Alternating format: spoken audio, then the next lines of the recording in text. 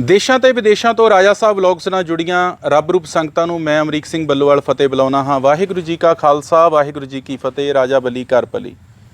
ਗੁਰੂ ਪਿਆਰੀ ਸਾਧ ਸੰਗਤ ਜੀਓ, ਹਜ਼ੂਰ ਸ਼੍ਰੀ ਨਾਭ ਕਮਲ ਰਾਜਾ ਸਾਹਿਬ ਜੀ ਦੀ ਜੀਵਨੀ ਸੰਬੰਧੀ ਜੋ ਇਤਿਹਾਸਿਕ ਗਾਥਾ ਦਾ ਸਿਲਸਿਲਾ ਅਸੀਂ ਐਪੀਸੋਡਾਂ ਦੇ ਰੂਪ ਵਿੱਚ ਸ਼ੁਰੂ ਕੀਤਾ ਹੈ, ਇਸ ਸਿਲਸਿਲੇ ਨੂੰ ਅੱਗੇ ਜਾਰੀ ਰੱਖਦੇ ਹੋਏ ਮੈਂ ਅੱਜ ਇੱਕ ਹੋਰ ਐਪੀਸੋਡ ਲੈ ਕੇ ਆਪ ਜੀ ਦੇ ਸਨਮੁਖ ਹਾਜ਼ਰ ਹੋਇਆ ਹਾਂ। ਹਜ਼ੂਰ ਸ਼੍ਰੀ ਨਾਭ ਕਮਲ ਰਾਜਾ ਸਾਹਿਬ ਜੀ ਨਗਰ ਝਿੰਗੜਾਂ ਦੇ ਵਿੱਚ ਸਰਦਾਰ ਈਸ਼ਰ ਸਿੰਘ ਜੀ ਦੇ ਬਾੜੇ ਦੇ ਵਿੱਚ ਰਹਿੰਦੇ ਨੇ।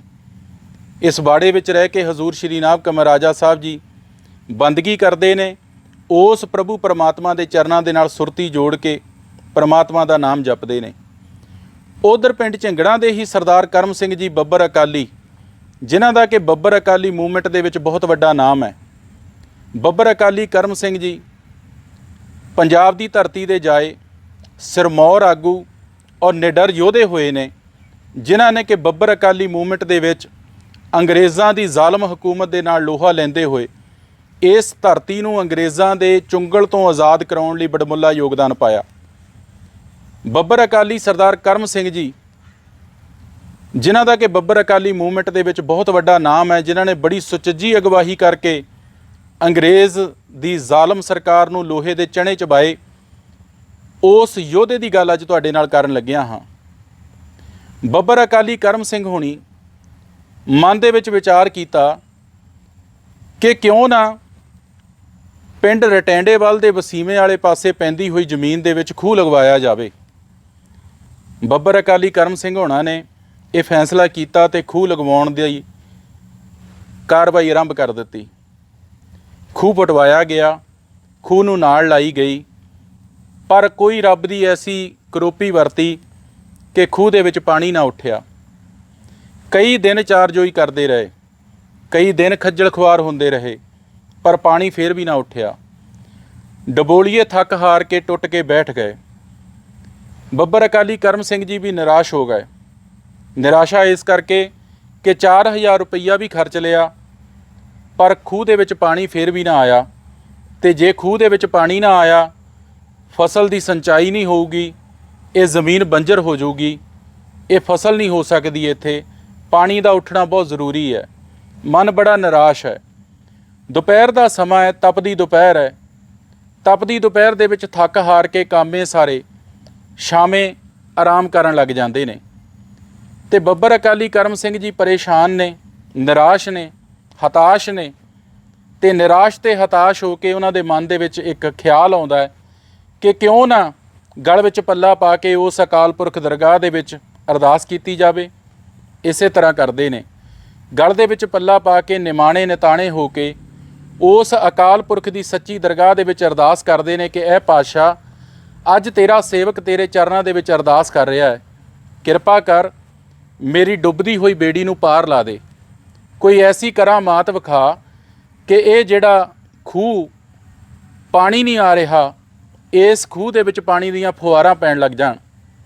ਮੈਂ ਅੱਜ ਬਹੁਤ ਟੁੱਟ ਚੁੱਕਿਆ ਹਾਂ, ਬਹੁਤ ਨਿਰਾਸ਼ ਹੋ ਚੁੱਕਿਆ ਹਾਂ, ਬਹੁਤ ਹਤਾਸ਼ ਹੋ ਚੁੱਕਿਆ ਹਾਂ। ਤੇ ਮੈਂ ਇਹ ਵੀ ਸੁਣਿਆ ਕਿ ਜਦੋਂ ਕੋਈ ਭਗਤ ਪਿਆਰਾ ਸੱਚੇ ਮਨ ਦੇ ਨਾਲ ਗਲ ਵਿੱਚ ਪੱਲਾ ਪਾ ਕੇ ਉਸ ਅਕਾਲ ਪੁਰਖ ਦੀ ਦਰਗਾਹ ਦੇ ਵਿੱਚ ਅਰਦਾਸ ਕਰਦਾ ਹੈ ਤਾਂ ਉਹਦੀ ਅਰਦਾਸ ਕਦੇ ਬਿਰਥੀ ਨਹੀਂ ਜਾਂਦੀ। ਬਿਰਥੀ ਨਾ ਹੋਵੇ ਹੀ ਜਨ ਕੀ ਅਰਦਾਸ।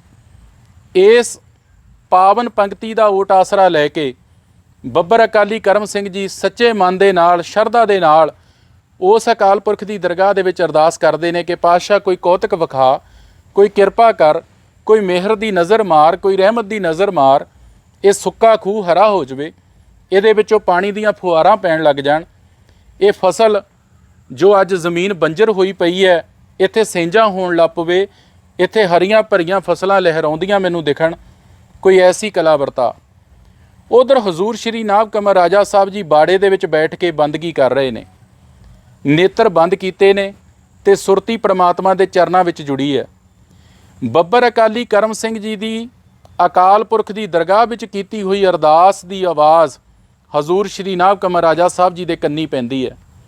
ਕਿਉਂਕਿ ਜਦੋਂ ਕੋਈ ਵੀ ਦੁਖਿਆਰਾ ਉਸ ਅਕਾਲ ਪੁਰਖ ਦੇ ਅੱਗੇ ਨਿਮਾਣਾ ਨਿਤਾਣਾ ਹੋ ਕੇ ਗਲ ਵਿੱਚ ਪੱਲਾ ਪਾ ਕੇ ਅਰਦਾਸ ਕਰਦਾ ਹੈ ਨਾ, ਤਾਂ ਉਸ ਅਕਾਲ ਪੁਰਖ ਵੱਲੋਂ ਸੰਸਾਰ ਦੇ ਭਲੇ ਵਾਸਤੇ, ਤਪਦੀ ਹੋਈ ਲੋਕਾਈ ਨੂੰ ਠਾਰਨ ਵਾਸਤੇ ਜੋ ਸਾਧੂ ਸੰਤ ਬ੍ਰਹਮ ਗਿਆਨੀ ਮਨੁੱਖੀ ਜਾਮੇ ਵਿੱਚ ਇਸ ਧਰਤੀ ਤੇ ਭੇਜੇ ਹੁੰਦੇ ਨੇ, ਉਹਨਾਂ ਦਾ ਫਰਜ਼ ਬਣ ਜਾਂਦਾ ਹੈ ਕਿ ਉਸ ਦੁਖਿਆਰੇ ਦੀ ਅਰਜ਼ ਸੁਣ ਕੇ ਉਹਦਾ ਦੁੱਖ ਦੂਰ ਕੀਤਾ ਜਾਵੇ, ਉਹਦੀ ਅਰਦਾਸ ਪੂਰੀ ਕੀਤੀ ਜਾਵੇ।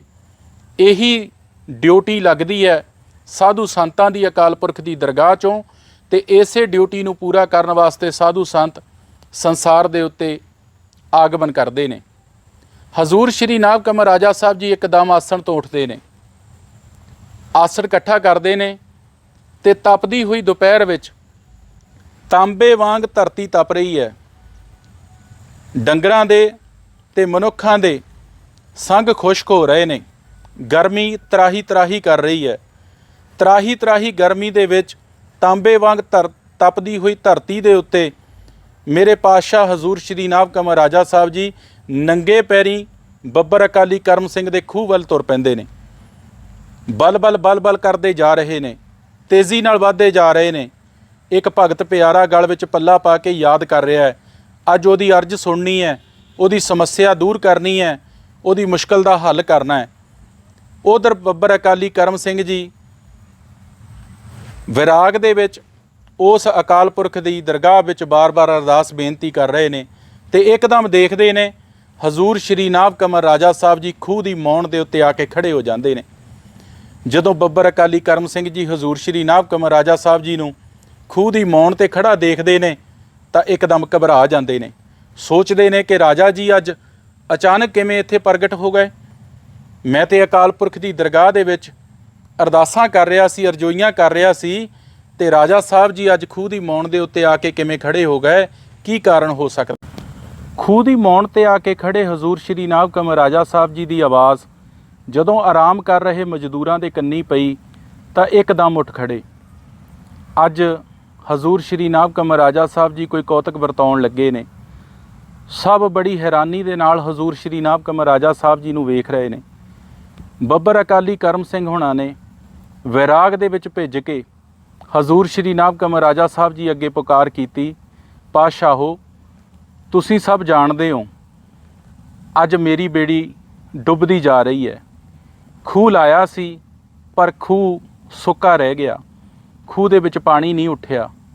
ਕਿਰਪਾ ਕਰੋ ਮੇਰੀ ਡੁੱਬਦੀ ਹੋਈ ਬੇੜੀ ਨੂੰ ਪਾਰ ਲਾ ਦਿਓ। ਹਜ਼ੂਰ ਸ਼੍ਰੀ ਨਾਭ ਕਮਰ ਰਾਜਾ ਸਾਹਿਬ ਜੀ ਬੱਬਰ ਅਕਾਲੀ ਕਰਮ ਸਿੰਘ ਹੋਣਾ ਨੂੰ ਹੌਸਲਾ ਦਿੰਦੇ ਨੇ, ਪਰ ਕਰਮ ਸਿੰਘ ਹੋਣਾ ਦਾ ਵੈਰਾਗ ਅੱਖਾਂ ਦੇ ਵਿੱਚੋਂ ਫੁੱਟ ਕੇ ਵਗ ਰਿਹਾ ਹੈ। ਅੱਖਾਂ 'ਚੋਂ ਹੰਝੂ ਵਗ ਰਹੇ ਨੇ, ਗਲ 'ਚ ਪੱਲਾ ਪਾ ਕੇ ਰਜੋਈਆਂ ਕਰ ਰਹੇ ਨੇ। ਹਜ਼ੂਰ ਤੁਸੀਂ ਉਸ ਅਕਾਲ ਪੁਰਖ ਦੀ ਦਰਗਾਹ ਦੇ ਵਿੱਚੋਂ ਭੇਜੇ ਹੋਏ ਸਾਧੂ ਸੰਤ ਹੋ, ਤੁਸੀਂ ਸਾਡੇ ਵਰਗਿਆਂ ਦਾ ਪਾਰ ਉਤਾਰਾ ਕਰਨ ਵਾਸਤੇ ਇਸ ਸੰਸਾਰ 'ਤੇ ਆਏ ਹੋ। ਅੱਜ ਕਿਰਪਾ ਕਰੋ ਮੇਰਾ ਵੀ ਪਾਰ ਉਤਾਰਾ ਕਰ ਦਿਓ। ਬੱਬਰ ਅਕਾਲੀ ਕਰਮ ਸਿੰਘ ਹੋਣਾ ਦੀਆਂ ਰਜੋਈਆਂ ਸੁਣ ਕੇ ਹਜ਼ੂਰ ਸ਼੍ਰੀ ਨਾਭ ਕਮਰ ਰਾਜਾ ਸਾਹਿਬ ਜੀ ਨੇ ਖੂਹ ਦੇ ਵਿੱਚ ਇੱਕ ਝਾਤ ਮਾਰੀ।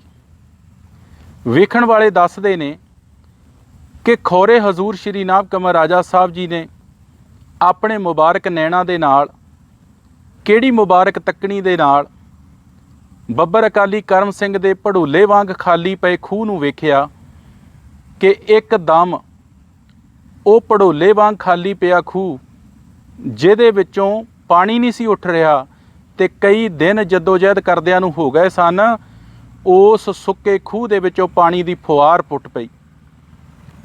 ਐਡਾ ਉੱਚੀ ਫੁਹਾਰਾ ਫੁੱਟਿਆ ਕਿ ਖੂਹ ਦੀ ਮੌਣ 'ਤੇ ਖੜ੍ਹੇ ਹਜ਼ੂਰ ਸ਼੍ਰੀ ਨਾਭ ਕਮਰ ਰਾਜਾ ਸਾਹਿਬ ਜੀ ਹੁਣਾਂ ਤੋਂ ਵੀ ਉੱਚੀ ਫੁਹਾਰ ਅਸਮਾਨ ਨੂੰ ਛੋਹਣ ਲੱਗੀ। ਐਡੀ ਉੱਚੀ ਫੁਹਾਰ ਦੇਖ ਕੇ ਪਾਣੀ ਦੀ ਸਾਰੇ ਗਦਗਦ ਹੋ ਗਏ। ਖੂਹ ਦੇ ਵਿੱਚ ਪਾਣੀ ਉੱਠ ਖੜਿਆ, ਪਾਣੀਓ ਪਾਣੀ ਹੋ ਗਿਆ। ਬਲਦਾਂ ਦੀਆਂ ਜੋੜੀਆਂ ਗਈਆਂ, ਖੇਤਾਂ ਦੇ ਵਿੱਚ ਪਾਣੀ ਜਾਣ ਲੱਗਿਆ। ਕਰਮ ਸਿੰਘ ਹੋਣਾ ਹੀ ਬਾਗੋ ਬਾਗ ਹੋ ਗਏ। ਢੋਲ ਢਮੱਕੇ ਵੱਜ ਉੱਠੇ। ਸਾਰੇ ਪਾਸੇ ਹਜ਼ੂਰ ਸ਼੍ਰੀ ਨਾਭ ਕਮਰ ਰਾਜਾ ਸਾਹਿਬ ਜੀ ਦੀ ਜੈ ਜੈ ਹੋਣ ਲੱਗੀ। ਸਾਰੇ ਬੜੇ ਖੁਸ਼ ਸਨ। ਸਾਰੇ ਇਸ ਇਲਾਹੀ ਵਰਤਾਰੇ ਨੂੰ ਵੇਖ ਕੇ ਗਦਗਦ ਹੋ ਉੱਠੇ। ਬੱਬਰ ਅਕਾਲੀ ਕਰਮ ਸਿੰਘ ਹੋਣਾ ਨੇ ਹਜ਼ੂਰ ਸ਼੍ਰੀ ਨਾਭ ਕਮਰ ਰਾਜਾ ਸਾਹਿਬ ਜੀ ਨੂੰ ਝੁੱਕ ਕੇ ਸਲਾਮ ਕੀਤੀ। ਆਖਿਆ, ਪਾਤਸ਼ਾਹ ਮੈਂ ਸੁਣਿਆ ਸੀ ਕਿ ਗਲ ਵਿੱਚ ਪੱਲਾ ਪਾ ਕੇ ਨਿਮਾਣੇ ਨਿਤਾਣੇ ਹੋ ਕੇ ਜਦੋਂ ਅਕਾਲ ਪੁਰਖ ਦੀ ਦਰਗਾਹ ਵਿੱਚ ਅਰਦਾਸ ਕਰ ਦਈਏ ਫਿਰ ਅਕਾਲ ਪੁਰਖ ਡੋਲਣ ਨਹੀਂ ਦਿੰਦਾ, ਕੀਤੀ ਹੋਈ ਅਰਦਾਸ ਪੂਰੀ ਹੁੰਦੀ ਹੈ। ਪਰ ਸ਼ਰਤ ਹੈ ਕਿ ਕੀਤੀ ਹੋਈ ਅਰਦਾਸ ਨੇਕ ਹੋਣੀ ਚਾਹੀਦੀ ਹੈ। ਤੁਹਾਡੀ ਕੀਤੀ ਹੋਈ ਅਰਦਾਸ ਦੇ ਨਾਲ ਕਿਸੇ ਦੂਜੇ ਦਾ ਨੁਕਸਾਨ ਨਹੀਂ ਹੋਣਾ ਚਾਹੀਦਾ। ਤੇ ਅੱਜ ਮੈਂ ਅੱਖੀਂ ਵੇਖ ਲਿਆ, ਤੁਸੀਂ ਐਸਾ ਕੌਤਕ ਵਰਤਾ ਦਿੱਤਾ, ਮੇਰਾ ਸੁੱਕਾ ਪਿਆ ਖੂਹ ਹਰਾ ਹੋ ਗਿਆ, ਮੇਰੇ ਖੇਤਾਂ ਨੂੰ ਪਾਣੀ ਲੱਗਣ ਲੱਗ ਪਿਆ। ਐਸੀ ਕਿਰਪਾ ਕਰਕੇ ਤੁਸੀਂ ਮੈਨੂੰ ਨਿਹਾਲ ਕਰ ਦਿੱਤਾ। ਹਜ਼ੂਰ ਸ਼੍ਰੀ ਨਾਭ ਕਮਰ ਰਾਜਾ ਸਾਹਿਬ ਜੀ ਖੂਹ ਦੇ ਪਾਸੇ ਮੰਜੀ ਦੇ ਉੱਤੇ ਬੈਠ ਗਏ। ਖੂਹ ਵਗਦਾ ਰਿਹਾ, ਬਲਦਾਂ ਦੀਆਂ ਜੋੜੀਆਂ ਜੁੜੀਆਂ ਰਹੀਆਂ, ਢੋਲ ਢਮੱਕੇ ਵੱਜਦੇ ਰਹੇ, ਮਠਿਆਈਆਂ ਵੰਡੀਆਂ ਗਈਆਂ, ਪ੍ਰਸ਼ਾਦ ਵੰਡੇ ਗਏ, ਖੁਸ਼ੀਆਂ ਮਨਾਈਆਂ ਗਈਆਂ। ਇਸ ਕੌਤਕ ਦੀ ਚਰਚਾ ਇਲਾਕੇ ਦੇ ਵਿੱਚ ਫੈਲ ਗਈ। ਸਾਰੇ ਪਾਸੇ ਹਜ਼ੂਰ ਸ਼੍ਰੀ ਨਾਭ ਕਮਰ ਰਾਜਾ ਸਾਹਿਬ ਜੀ ਦੀ ਜੈ ਜੈਕਾਰ ਹੋਣ ਲੱਗੀ।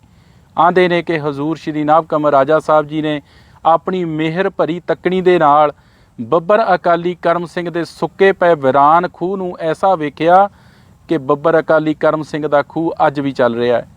ਹਜ਼ੂਰ ਸ਼੍ਰੀ ਨਾਭ ਕਮਰ ਰਾਜਾ ਸਾਹਿਬ ਜੀ ਦੀ ਜੈ ਜੈਕਾਰ, ਹਜ਼ੂਰ ਸ਼੍ਰੀ ਨਾਭ ਕਮਰ ਰਾਜਾ ਸਾਹਿਬ ਜੀ ਦੀ ਜੈ ਜੈਕਾਰ। ਅੱਜ ਦੇ ਐਪੀਸੋਡ ਵਿੱਚ ਇੰਨਾ ਹੀ।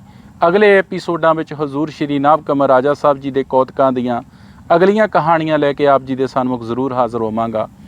ਅਖੀਰ ਦੇ ਵਿੱਚ ਇੱਕ ਬੇਨਤੀ ਜ਼ਰੂਰ ਕਰਦਾ ਕਿ ਇਹਨਾਂ ਵੀਡੀਓਜ਼ ਨੂੰ ਵੱਧ ਤੋਂ ਵੱਧ ਲਾਈਕ ਕਰਿਆ ਕਰੋ, ਸ਼ੇਅਰ ਕਰਿਆ ਕਰੋ ਔਰ ਹਜ਼ੂਰ ਸ਼੍ਰੀ ਨਾਭ ਕਮਰ ਰਾਜਾ ਸਾਹਿਬ ਜੀ ਦੀ ਜੈ ਆਖ ਕੇ, ਧੰਨ ਰਾਜਾ ਸਾਹਿਬ ਜੀ ਆਖ ਕੇ ਕਮੈਂਟ ਜ਼ਰੂਰ ਕਰਿਆ ਕਰੋ। ਤੁਹਾਡਾ ਇਹ ਸਹਿਯੋਗ ਹੀ ਸਾਡੀ ਹੌਸਲਾ ਅਫਜ਼ਾਈ ਕਰਦਾ ਹੈ ਤਾਂ ਜੋ ਅਸੀਂ ਹਜ਼ੂਰ ਸ਼੍ਰੀ ਨਾਭ ਕਮਰ ਰਾਜਾ ਸਾਹਿਬ ਜੀ ਦੀ ਜੀਵਨੀ ਸੰਬੰਧੀ ਤੇ ਹਜ਼ੂਰ ਸ਼੍ਰੀ ਨਾਭ ਕਮਰ ਰਾਜਾ ਸਾਹਿਬ ਜੀ ਵੱਲੋਂ ਲਿਖੇ ਹੋਏ ਮਹਾਨ ਪਵਿੱਤਰ ਗ੍ਰੰਥ ਭਗਵਾਨ ਬਿਲਾਸ ਦੀ ਕਥਾ ਵਿਚਾਰ ਲੈ ਕੇ ਰਾਜਾ ਸਾਹਿਬ ਵਲੌਗਸ ਦੇ ਉੱਤੇ ਆਪ ਜੀ ਦੇ ਨਾਲ ਲਗਾਤਾਰ ਜੁੜਦੇ ਰਹੀਏ। ਧੰਨਵਾਦ ਜੀ। ਵਾਹਿਗੁਰੂ ਜੀ ਕਾ ਖਾਲਸਾ, ਵਾਹਿਗੁਰੂ ਜੀ ਕੀ ਫਤਿਹ। ਰਾਜਾ ਬਲੀ ਘਰ ਭਲੀ।